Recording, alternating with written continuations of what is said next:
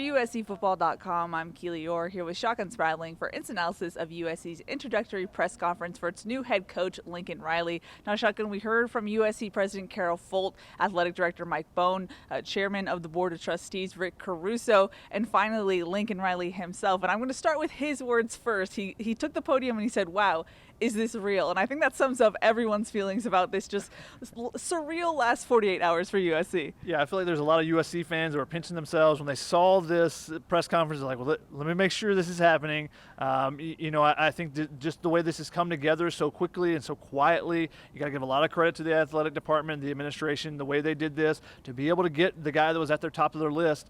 We also talked to Brendan Sosnan, kind of some one-on-one, media scrums, as well as some of those other people in those individual scrums. And one of the things he said is that Lincoln Riley was at tier 0, not tier 1. He was at the very top of the list. He was a name that they always had.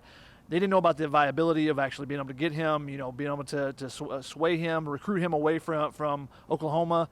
But they did that. One of the things that they did is when they were going out and talking to candidates, they put together a 50-slide slideshow of all the things that they're trying to do at USC, whether it be the resources they've given to the program the last 2 years, all the different things that they've built up already, what they're still trying to do, and to recruit the coaches they were looking at. And they got their guy. He was at the top of the list, and to be able to pull this is, everyone's been talking about it across the national landscape. This is a move that no one has seen. A guy that's at the top, the upper echelon, to leave when there's not any instability, there was no reason, there was no upheaval at Oklahoma.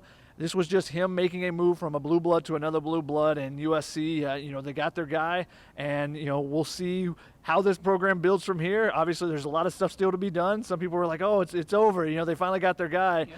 The work still is just now starting, is what Sosna said and what Mike Bone said. So we'll see the next hires. He did announce 4 staff members that will be with him, bringing over from Oklahoma, including defense coordinator Alex Grinch and receivers coach Dennis Simmons are the 2 position coaches that he's going to bring as well. So that was a big announcement as well in it. But, the biggest thing from this is he couldn't believe it was real, and I don't think USC fans can believe it was real, but it is. Mm-hmm. Lincoln Riley is the head coach at USC.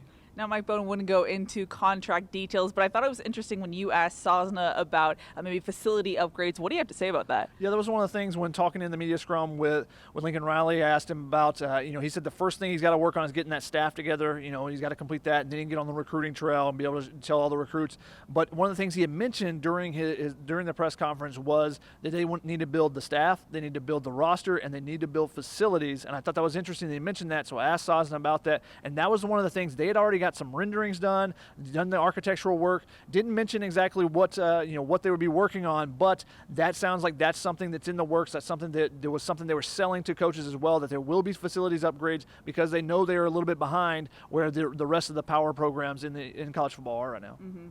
Now, we mentioned that Riley talked about defensive coordinator Alex Grinch and then wide receivers coach as well. But the big news on Twitter was, well, what about the offensive line coach? What do you think about that situation, about the new staff? I think that, it sounds like that there's going to be more staff coming. Lincoln Riley said that we're hoping to get a couple more guys here in a couple of days. So I think Biedenbaugh is one of the guys that they are definitely, eyeing. And I think that USC will be able to get that one done. And I want to say Clay McGuire has done a phenomenal job with the offensive line, but I think, when you talk to everyone nationally, they talk about how he's one of the best in the country, so I think that'd be another step up for USC. Now, it's really interesting because the regular season is over, but not for USC, but it sounds like USC is going to take advantage of the week that they have. Lincoln Riley will be at practices this week. He will be evaluating the team at Cal, so this is kind of a bonus opportunity that not real coaches in transition get.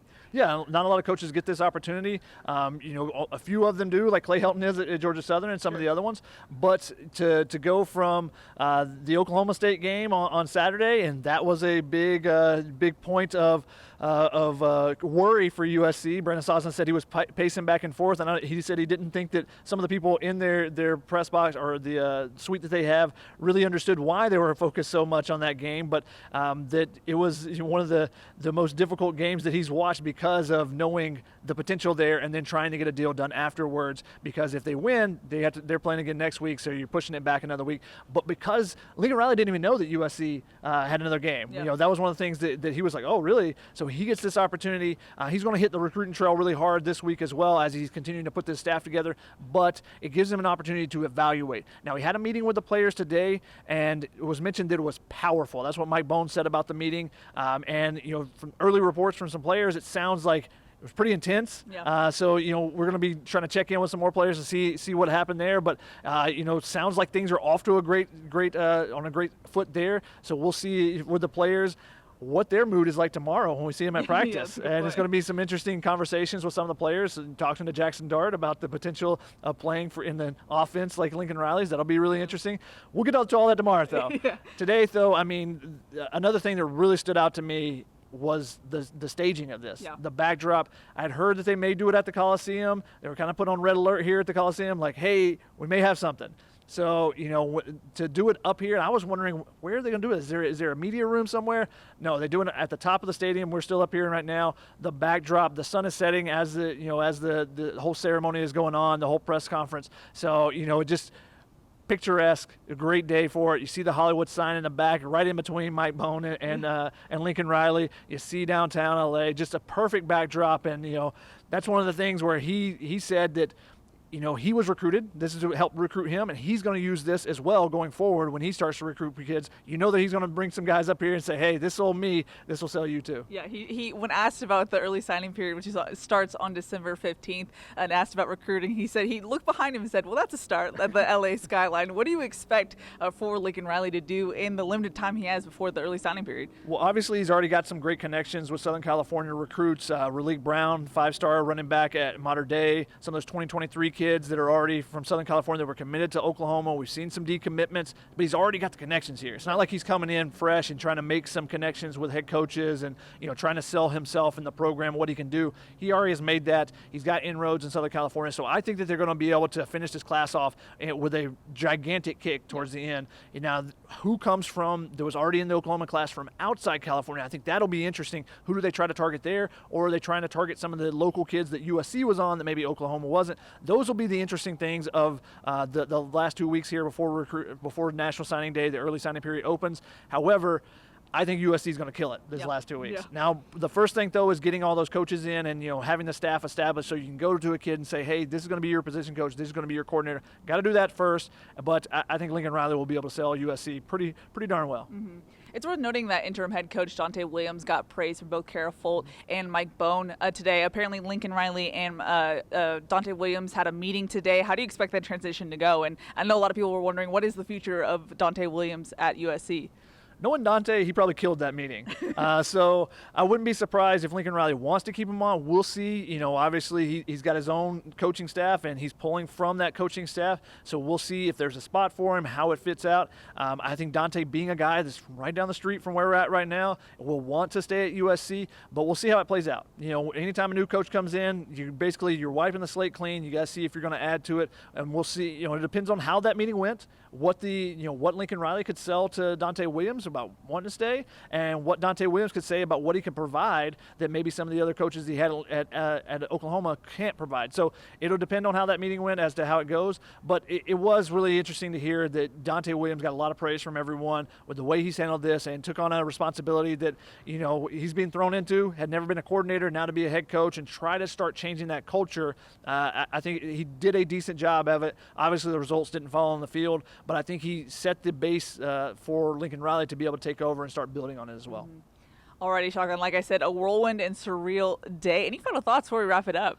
One other interesting thing that Brendan Sosna said, they talked about the meeting they had on Sunday morning with Lincoln Riley over Zoom. Now, why did he do it over Zoom? Well, you don't want anybody else involved. They try to keep this very close to the vest. They kept it very small. Not a lot of people knew about, the whole process they were going through. And part of the reason why they didn't fly out to meet face-to-face is he said, when you got flight tracker guys, you got everyone, there's just more people involved when you have a flight like that. So they wanted to do it over Zoom. Lincoln Riley met with USC people, the board of trustees. He met with a lot of people there after they, were able to recruit him over and then, get the final meeting of everyone. So I thought that was really interesting that they did that and the reason why they did that over Zoom. But the timeline, just super quick, how it quickly turned around, how it could have been different if Oklahoma beats Oklahoma State and how things could have changed. And where does USC search go from there? Brendan Sodden said, I don't know. And also, a lot of people were asking, a lot of national media were saying, oh, is he just scared of the SEC? Meaning Lincoln Riley. Lincoln Riley. I wanted to ask about this today. Bill Plaschke beat me to it in the media scrum that we had. He said, no, he was involved in the entire process with Oklahoma. He was informed throughout the process of them moving to the SEC, and he said that he was ready for that challenge and ready to go for it, and he thought it was the best move for Oklahoma. So it wasn't just, at least he didn't say it was, no, I'm scared of the SEC. I think it's a better fit in the Pac-12 for me, a better path. Now, I think it is an easier path for him, and it's probably a smart move to come to USC versus going, having to make that move to the SEC West. But Lincoln Riley's at USC now, and I think with the recruiting chops he has, the offensive potential he has, and some of the weapons he already has, he has a great opportunity to come into USC and try to turn things around quickly. There's going to be a lot of steps from here. Transfer portal, coaching staff, a lot of things along the way, Nationals early signing period, and it's only a lot of stuff in 2 weeks. And then we'll have a little bit of a quiet period, a little bit. But at SC, there's never really a quiet period. But tremendous performance for USC. As Chris Trevino said, it's not hard to win a press conference, but he killed it. And he said if USC fans were watching it through Twitter or whatever way, he said they were either drooling or they were knocked out because they were in shock that Lincoln Riley was the USC head coach. So, got to give credit to Chris Trevino on that one. But he's right. I think USC fans are still, I don't know that any of them have stopped smiling since hearing the news. They're still probably a little stunned, but it's real, folks. It's real. Lincoln Riley's here. He was in the Coliseum today. His name is still up on the scoreboards behind us. So USC got the guy that they were going after. Huge move, and it has completely changed the landscape of college football, I think, because you're seeing now, we're hearing news that Brian Kelly may go to LSU, so Notre Dame's going to have an opening, USC, Florida, just the names, Vatech, Washington, Oklahoma, all these schools having openings in this coaching carousel is just crazy. The landscape of college football has changed. Mike Bohn said that. The landscape of college football has changed, and USC started that. So I think it's going to be really interesting to see how the rest of the offseason plays out, both for USC, but also the rest of college football. But USC, they made the big news of the offseason even before their season even ended. And, today they killed it with the press conference, the setting and everything. So a lot of credit to everyone involved doing that, and a lot of credit to the administration for going and getting a guy like Lincoln Riley. It's a new era for USC. Be sure to stay tuned to uscfootball.com for all the recap and news. But that's going to wrap it up here from the Coliseum. For Shotgun Spratling, I'm Keely Eure. For more, check out uscfootball.com.